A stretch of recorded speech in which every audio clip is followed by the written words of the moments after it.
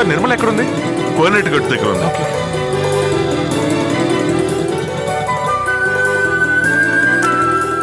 ఏంటి పాస్ అయ్యావా? మొహంలో సంతోషమే కనిపించట్లేదు. కట్ ఆఫ్లో నాకు 0.1% తక్కువైంది. కట్ ఆఫ్ అంటే? అంటే అది వెయిటింగ్ లిస్ట్ లాంటిది.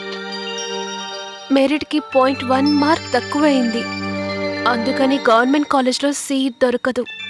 ప్రైవేట్ కాలేజ్లో కావాలంటే చేరొచ్చు. మరి ఇంకేంటి, చేరితే పోయే. అదంత ఈజీ కాదు. గవర్నమెంట్ కాలేజ్ అంటే డొనేషన్ ఉండదు, ఫీజు మాత్రమే. అది చాలా తక్కువ. ప్రైవేట్ కాలేజ్ అయితే డొనేషన్ చాలా ఎక్కువ ఉంటుంది. ఎక్కువ అంటే ఎంత ఉంటుంది? అది ఉంటుందిలే, 10 lakhs 15 lakhs డొనేషన్ అని. అది కూడా కాలేజీని బట్టి.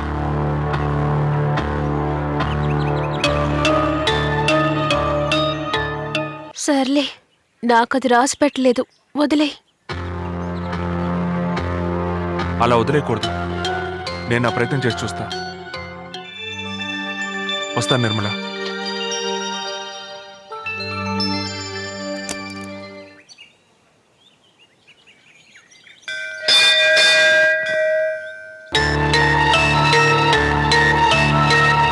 అది ఉంటుందిలే, 10 lakhs 15 lakhs డొనేషన్ అని. అది కూడా కాలేజీని బట్టి.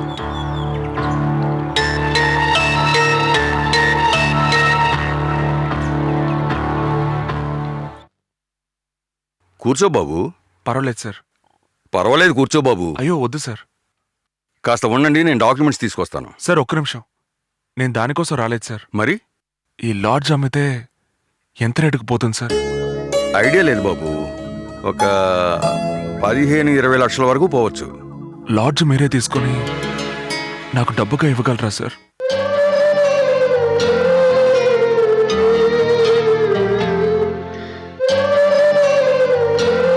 అదేంటి బాబు, వంశపారంపర్యంగా వస్తున్న ఆస్తి దాన్ని పోయి అమ్ముతానంటావేంటి? కావాలంటే లీజు 2-3 సంవత్సరాలు ఎక్స్టెండ్ చేసుకోనా? వద్దు సార్, మీరు కొనగలరేమో చూడండి. అంత డబ్బు ఇప్పుడు నీకేం అవసరం వచ్చింది? ఒక మంచి పనికి అవసరం అవుతుంది సార్. సరే బాబు, అయితే నేనే తీసుకుంటాను. Thanks sir.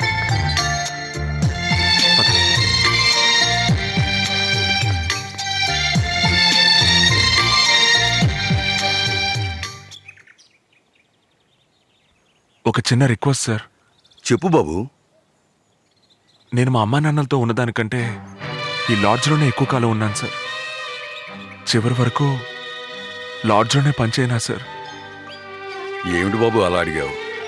ఎప్పటికైనా ఇది నీ లాడ్జే. ఎన్నాళ్ళైనా నువ్వు ఇక్కడ ఉండొచ్చు. చాలా థ్యాంక్స్ సార్. నేను వస్తాను బాబు. అలాగే సార్. వస్తాను. డ్రైవర్.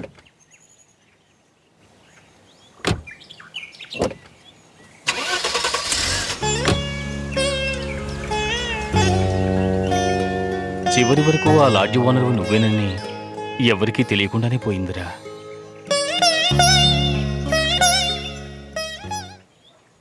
హాయ్ సూర్య. ట్రైన్ టికెట్ తీసుకున్నాను. చాలా థ్యాంక్స్ సూర్య. టికెట్ రేపు ఈవినింగ్ 5:30కి చెన్నై ఎక్స్ప్రెస్.